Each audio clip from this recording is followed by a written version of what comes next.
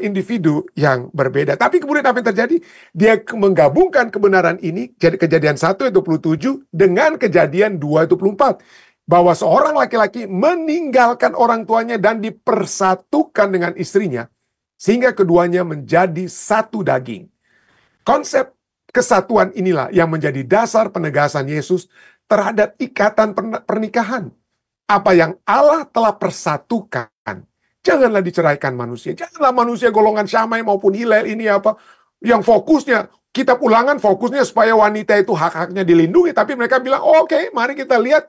Kalau diperbolehkan, mari kita lihat apa saja alasannya untuk memperbolehkan perceraian tersebut. Ya. Jadi fokusnya itu bukannya kepada pertolongan kepada wanita, tapi bagaimana diputarbalikkan, bagaimana alasan-alasan apa saja yang dapat kita gunakan untuk menceraikan istri kita. Ya, untuk menceraikan istri kita. Nah, pelajaran kita kemudian tanyakan, ini satu pertanyaan yang dapat Anda bahas di kelas sekolah sahabat Anda ya. Ya, di jemaat kita tentunya berbeda dengan keberadaan jemaat-jemaat yang berbeda, maka tentunya kita dapat memikirkan pertanyaan ini. Apa itu pertanyaannya? Apakah yang dapat dilakukan jemaat Anda untuk memperkuat pernikahan di antara anggota jemaat? Bagaimanakah Anda menolong mereka yang pernikahannya sudah berantakan? Ya, pernikahannya sudah berantakan ya. Entah itu seminar keluarga ya. Kami pernah mengadakan ya. Mungkin sebelum pada saat COVID itu bulan Februari tahun 2020 kami adakan seminar keluarga, retreat keluarga. Dan kita mungkin harus adakan yang lebih lagi ya. Ya, bukan hanya berapa tahun lalu, tapi harus mungkin setiap tahun kita harus adakan. Kenapa? Karena ini mendapatkan serangan demi serangan yang begitu hebat dari setan. Ya, nanti kita akan lihat. Ya. Anyway, mari kita masuk. Pada saat ini, mari kita masuk kepada bagian tambahan ya, pelajaran kita. Yang kita lihat kembali, kita ulangi sedikit ya, tentang kedua golongan ini. Tapi nanti kita akan lihat ada yang lebih hebat lagi dari golongan orang Yahudi atau rabi-rabi Yahudi. Yaitu dua dasar perceraian.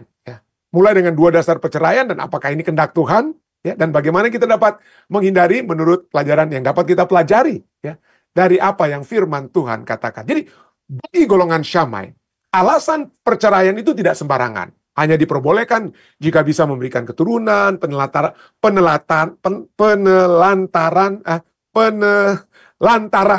penelantaran kebutuhan pokok, penggabungan emosional, pengabaian emosional, seperti ini saya ambil dari kutipan pelajaran kita ya. Atau khususnya ketidaksetiaan dalam pernikahan. Itu golongan Syamai. Agak ketat mereka, tidak boleh sembarangan. Nah, golongan Hillel ini lebih ketat. Bukan lebih ketat, lebih longgar golongan Hillel. Alasan perjalanan itu jauh lebih lunak. Hampir dengan alasan apapun. Masakan yang gosong sekalipun. Kalau Anda istri memasak masakan dan gosong nasinya, itu dapat menjadi alasan. Dan ini satu hal yang orang Yahudi hingga saat ini terus bahas, saudara. Ya, bukan hanya di zaman Yesus, sampai saat nanti kita akan lihat ya. Jadi hampir dengan alasan apapun, masakan yang gosong dan lain-lain, meskipun proses pemberian cerai mereka itu lebih rumit. Nah, ini adalah website daripada rabi-rabi Yahudi, khususnya Rabi Jacobson ya. Anda bisa lihat ini, Anda bisa Google yeshiva.net ini ya. Menurut Rabi Yahudi saat ini, apa alasan orang-orang untuk dapat bercerai ya? Dan ini versi Talmudik sehubungan dengan romans atau percintaan ya, dengan kata lain. Dan seperti yang tadi kita sudah bahas, ada bais Syamai, artinya kelompok Syamai ya, yang strict, dikatakan strict ya. Jadi harus dikatakan apa? Ini lebih strict dia ya. Jadi harus ground of divorce itu pada umumnya itu hanya satu pada umumnya, yaitu imoralitas ya. Dan itulah yang menjadi ground of divorce, walaupun harus diinvestigasi ya, kalau Anda baca ini artikel ini ya. Lalu yang kedua adalah Bais Hillel. Nah, Bais Hillel usually known for their leniency, lebih gampang lebih longgar.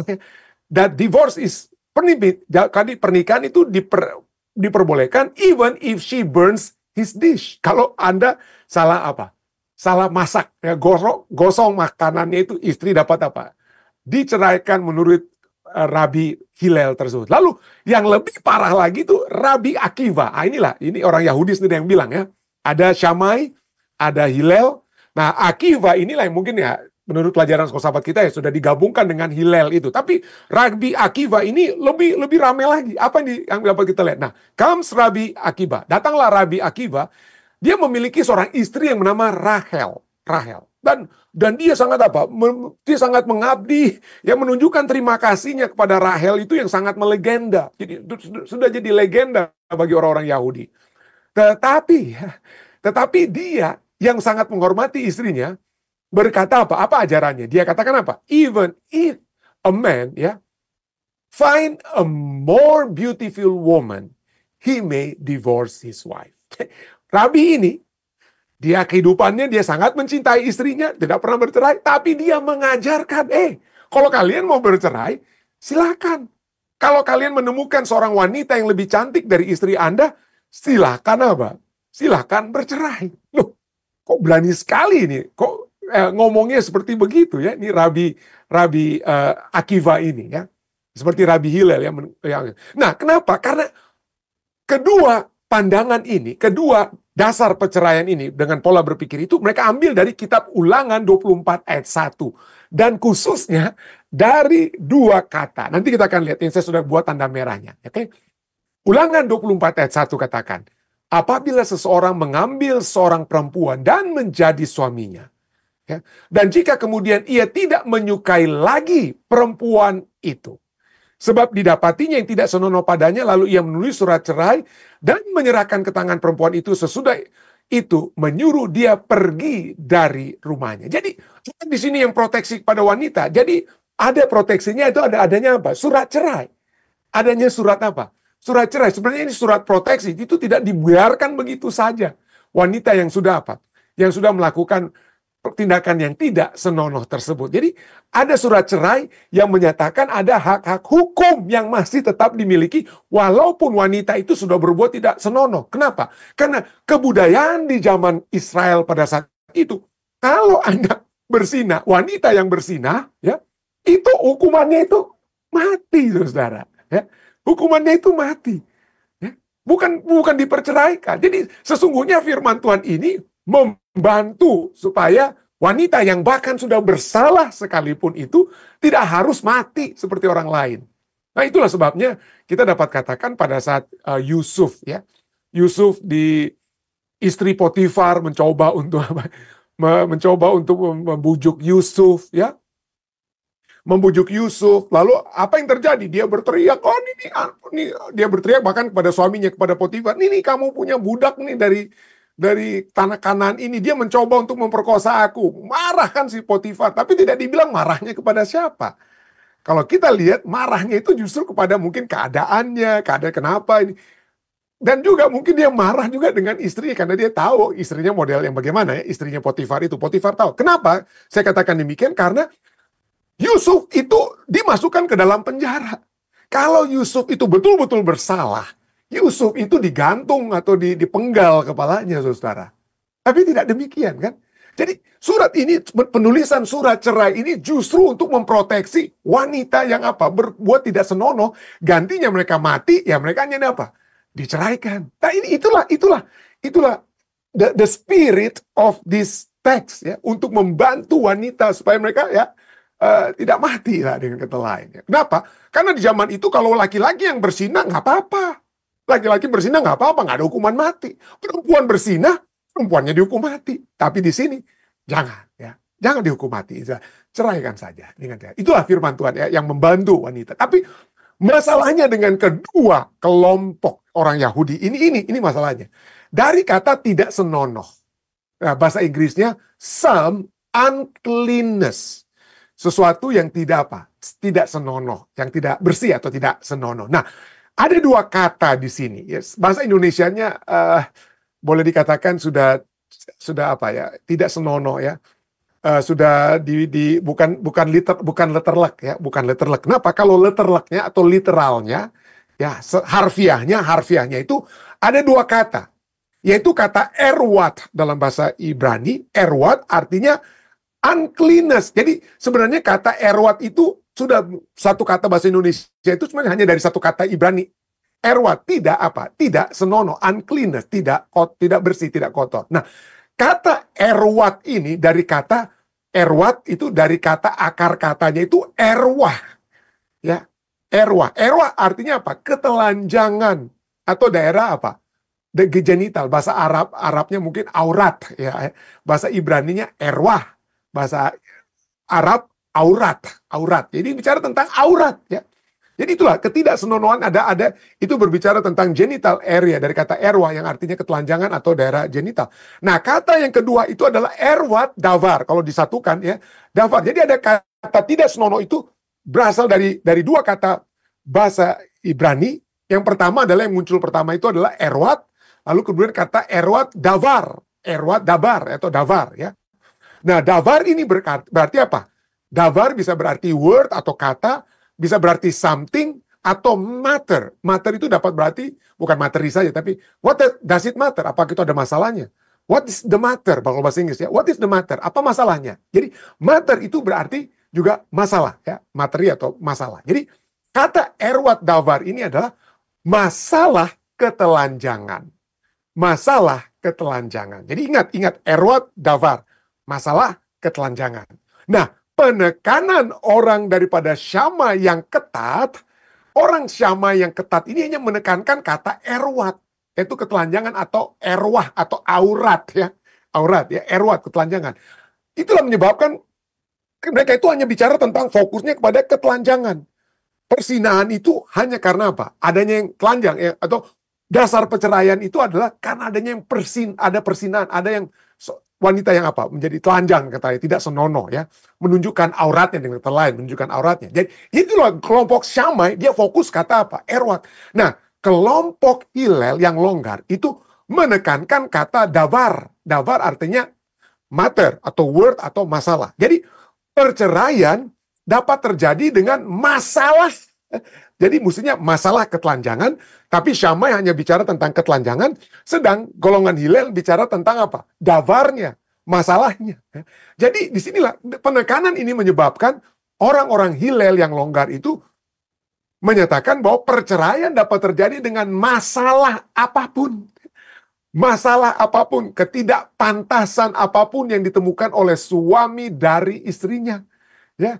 Jadi bukan hanya ketelanjangan, tapi penekanannya kata apa? Masalah. Masalah. Jadi inilah.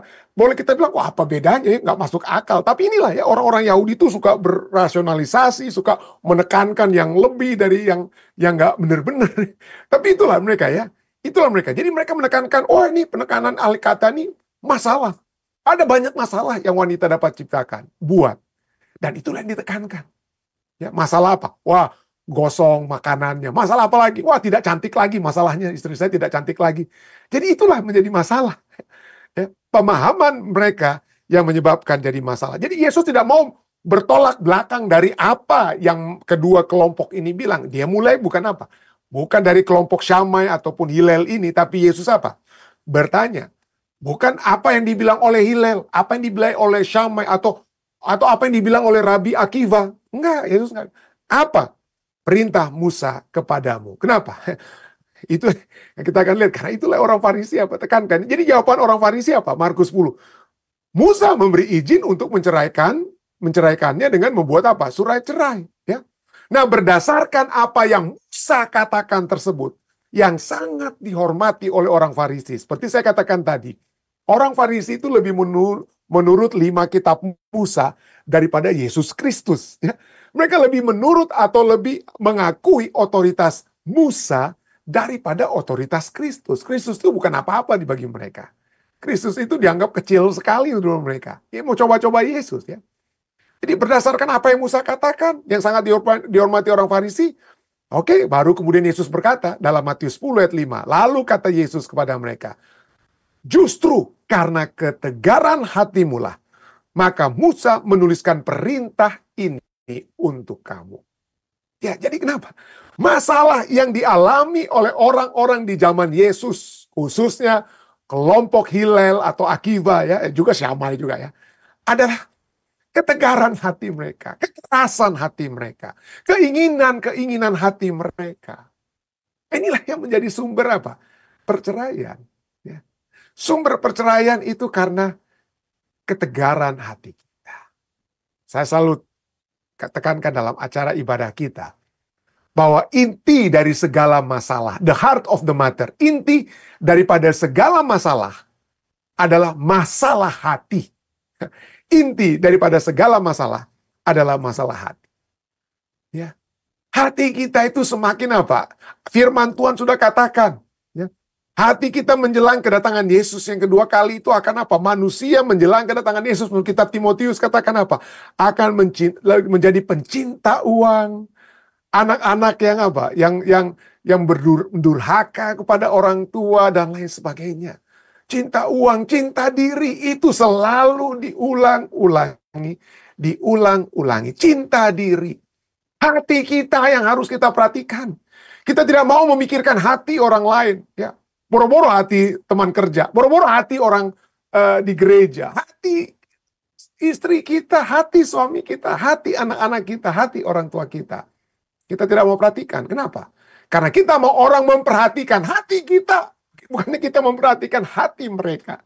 Kita memperhatikan hati kita. Di Amerika saat ini, dan seluruh dunia saya percaya, ada satu kebudayaan yang tadinya dari segi politik, itu ditujukan kepada baik kedua belah pihak di Amerika Serikat ini ya. Namanya itu cancel culture. Kebudayaan untuk apa? Kita apa? Culture ya, kebudayaan yang untuk kita apa? Penolakan, kita menolak atau cancel, kita cancel ya. Kita batalkan dengan kata lain. Kita batalkan, yang dibatalkan. Jadi misalnya kalau ada perusahaan-perusahaan dari segi politik di Amerika, ada satu perusahaan, ini perusahaan atau orang ini dia itu memihak kepada satu partai politik, ada dua partai politik besar di Amerika, maka perusahaan tersebut atau orang tersebut itu akan apa? Di-cancel oleh kelompok yang lainnya. Jadi ditolak atau dibatalkan ya, mereka bisnis mereka dipotong dan lain sebagainya. Itu dari segi politik. Dari segi hubungan antara anggota keluarga, seringkali saya nggak mau panjang lebar karena ini sudah ya, nggak enak mau bahas juga sebenarnya. Tapi inilah kenyataannya. Keluarga kita itu ada cancel culture juga. Ada orang tua yang melihat, khususnya anak-anak khususnya, mereka melihat orang tua mereka itu ada satu istilah yang seringkali dikemukakan di Amerika ini, toxic. Orangnya sudah menjadi apa? Toxic. Orang tua yang dikatakan toxic, yang sudah toxic itu kayak racun. Jadi racun bagi kehidupan mereka. Jadi apa yang anak-anak muda ini lakukan pada orang tua yang dianggap sudah menjadi racun bagi kebahagiaan mereka, ya udah dikucilkan orang tua tersebut. Nggak perlu ditelepon, nggak perlu ngomong, nggak perlu bikin apa-apa. Orang tuanya bisa di-cancel. Orang tuanya bisa dibatalkan sebagai orang tua. Adanya cancel culture. Dan ini bikin apa? Orang tua juga bilang, enak aja kamu nih. Nggak mau terima telepon saya. Kamu telah membatalkan saya sebagai orang tuamu ya. Saya juga akan batalkan surat wasiat saya untuk kamu. Jadi itulah saling membatalkan satu dengan lain. Kenapa? Karena ujung-ujungnya lalu ini perasaan saya terluka, pendeta. Hati saya dilukai. Dan ini dapat terjadi juga di dalam rumah tangga antara suami dan istri. Ya. Sudah tidak merasa cinta semula kita. Makanya saya harus apa? Dibatalkanlah dia menjadi suami saya. Dibatalkanlah dia menjadi istri saya. Kenapa? Karena kita lebih melihat keberadaan hati kita. Tentu saja kita manusia yang lemah, kita dapat sakit hati kalau kita disakiti, kecewa dan lain sebagainya. Tapi kita harus mengetahui bahwa kalau Allah sudah mengetahui apa yang akan terjadi kepada Yeremia, dia akan menjadi seorang nabi. Kalau kita juga menyadari bahwa Allah telah menetapkan setiap langkah kita, adakah dalam pemikiran kita, kecuali mungkin pada saat kita salah memilih pasangan ya, tetapi pada saat kita mau menikah, ya, adakah kita berdoa, kita minta kepada Tuhan untuk tunjukkan, Tuhan, ini kira-kira ini calon istri saya, calon suami saya ini, kira-kira ini sesuai dengan kehendak-Mu atau tidak? Kalau kita sudah betul-betul berdoa dan berpuasa, dan kemudian kita menikah, ketahuilah bahwa ini adalah pernikahan yang dibuat di surga, ya, a marriage that is made in heaven. Ya. Tuhan yang sudah tentukan. Kalau Tuhan sudah menentukan dengan kata lain, Tuhan sudah menyatukan, ya, bagi siapa yang akan memisahkan. Nah, tentu saja ada orang yang menikah tidak berdoa ya, tidak berdoa dan berpuasa. Tetapi tentu saja Tuhan dapat memberikan kesempatan kedua supaya pernikahan tersebut dapat terus direstui oleh Tuhan ya. ingat kembali kitab Yusuf, setelah Yakub mati, saudara-saudaranya Yusuf datang, aduh takut mereka kepada Yusuf. Lalu apa Yusuf katakan kepada saudaranya? Kamu telah merancangkan sesuatu yang jahat, tetapi Tuhan telah melakukan mereka-rekakan yang baik, ya, dalam kitab Kejadian 50, ya. Jadi poinnya adalah, kalaupun kita telah salah melangkah, salah masuk dalam pernikahan, ya, kita tidak berdoa dan berpuasa, jangan kecewa, jangan bilang, "Aduh, ini berarti pernikahan saya ini tidak dibuat di surga nih pendeta." Bukan. Tuhan tetap merestui, Tuhan dapat menjadikan kita tetap apa? Dalam satu hubungan yang lebih baik, seperti, ya, itu bukan rencana Tuhan, tapi tetap Tuhan menyesuaikan dan dapat melakukan yang terbaik. Jadi poin saya adalah bahwa kalau kita bisa melihat bahwa satu pernikahan itu adalah sesuatu yang Tuhan tentukan, siapa manusia yang mau menceraikan? Poinnya, seringkali kita pikir, wah, yang mau menceraikan kami ini orang tua kami, pendeta. Kami punya papa mantu, ibu mantu, dan lain sebagainya. Tapi seringkali yang terjadi dalam dunia saat ini, kita bercerai bukan karena orang yang menceraikan kita, tetapi karena cancel culture kita batalkan dia, karena kita tidak merasa lagi cinta kita masih seperti dulu, karena mungkin ada banyak kekurangan istri kita, banyak kekurangan suami kita. Ya, betul, Alkitab katakan ada perbedaan. Tapi kalau Tuhan sudah menyatukan kita, kalau kita percaya bahwa marriage is made in heaven, dibuat di surga, maka Tuhan yang menyatukan, kita harus minta, Tuhan, Kau sudah satukan kami, satukan terus kami. Jangan pasangan kita batalkan, ya. Batalkan. Tentu saja saya tahu banyak mungkin, aduh, tapi dia sudah bersinar dan lain sebagainya. Kalau bisa, pelajaran firman Tuhan katakan, kalau Anda bisa memaafkan, silakan. Tapi kalaupun memang sudah tidak bisa, ya, kalau ada persinan dan lain sebagainya, ada beberapa poin yang mungkin kita tidak bahas lagi malam ini. Alasan-alasan apa supaya bisa bercerai. Tapi organisasi kita, ya, selain persinahan, kalau kita kita melanggar apa? Sumpah pernikahan. Ya, ada suami yang tinggalkan istri bertahun-tahun dia di Amerika, tidak dibiayai istrinya dan lain sebagainya, tidak mencoba untuk bawa istrinya ke Amerika dan lain sebagainya. Itu menjadi dasar apa? Dasar perceraian, ya, yang disetujui oleh gereja. Apalagi misalnya, walaupun tadi saya bilang nggak usah kita bahas, tapi anyway, misalnya ada tidak persinahan, tapi ada orang-orang di Amerika dan ada orang tua yang melecehkan anaknya sendiri, melakukan pelecehan seksual. Tidak ada persinahan terlibat secara itu, tapi ada pelecehan seksual. Oh, itu sudah menjadi dasar apa? Dasar perceraian. Jadi ada yang disetujui. Tapi poinnya adalah biarlah itu sesuatu yang prosesnya harus adakah kita sudah bisa minta Tuhan untuk memaafkan?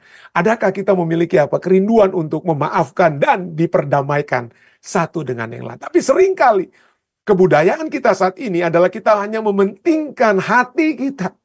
Mementingkan hati kita. Ya. Gantinya kita melihat orang lain, firman Tuhan begitu banyak, gantinya kita melihat orang lain dan melihat keberadaan mereka dan lain sebagainya, memaafkan dan lain sebagainya, tapi kita lebih mementingkan hati kita. Nah, saya tahu ini masalah kompleks, situasi Anda masing-masing tentunya berbeda, ya. Tapi itu poinnya, jangan sampai perceraian itu karena adanya cancel culture ini. Saya nggak punya hati lagi dengan istri atau suami saya, pendeta. Biarlah seperti 1 Tesalonika 3 ayat 15. 1 Tesalonika 5 ayat 16-18 katakan apa? Bersukacitalah, ya. Bersukacitalah. Saya tidak lihat, ini tidak muncul, ya. Bersukacitalah di dalam ya.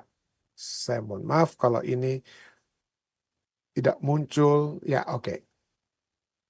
Anyway, 1 Tesalonika 5 ayat 16-18 katakan bersukacitalah senantiasa, ya. Bersukacitalah senantiasa. Tetaplah berdoa, mengucap syukurlah dalam segala hal. Mengucap syukurlah dalam segala hal. Sebab itulah yang dikehendaki Allah di dalam Kristus Yesus bagi kamu. Jadi kita kembali pada pelajaran kita. Ayat yang tadi dinyatakan, ya. Karena ketegaran hatimu, ya. Karena ketegaran hatimu. Sekali lagi, perceraian bukanlah rancangan Tuhan. Manusia memang berbeda satu dengan lain antara pria dan wanita sejak semula, ya. Pria dan wanita itu berbeda sejak semula. Tetapi seperti Yesus katakan, manusia itu kemudian disatukan oleh Allah, ya. Disatukan oleh Allah. Dari Markus 10 ayat 6, pada awal dunia Allah menjadikan mereka laki-laki dan perempuan, kutipan dari Kejadian 1 ayat 27. Namun perbedaan itu disatukan oleh Allah, yang mana Yesus mengutip dari Kejadian 2 ayat 24. Markus 10 ayat 7 sampai 8. Ini Yesus jawab pada orang Farisi. Apa yang Yesus katakan? Sebab itu laki-laki akan meninggalkan ayahnya dan ibunya dan bersatu dengan istrinya, sehingga keduanya menjadi satu daging. Demikianlah bukan lagi dua, melainkan satu. Dan ayat yang terakhir yang dapat saya baca apa yang Yesus simpulkan dalam Markus 10 ayat 9. Tadi kita sudah baca. Mari kita baca kembali. Markus 10 ayat 9 katakan, karena itu, oleh sebab itu, kepada orang Farisi, kepada orang-orang di zaman Yesus, kepada murid-murid yang diajarkan, Yesus menyatakan kepada kita, karena itu apa yang telah dipersatukan Allah tidak boleh diceraikan oleh manusia. Betul, ada yang dapat berkata, ya kita dapat bercerai, diizinkan oleh Tuhan. Tapi kalau kita bisa memaafkan dan memikul salib memaafkan tersebut, ya jika bisa, biarlah yang sudah disatukan oleh Allah tidak boleh diceraikan oleh manusia. Saya bawa ini dalam nama Yesus.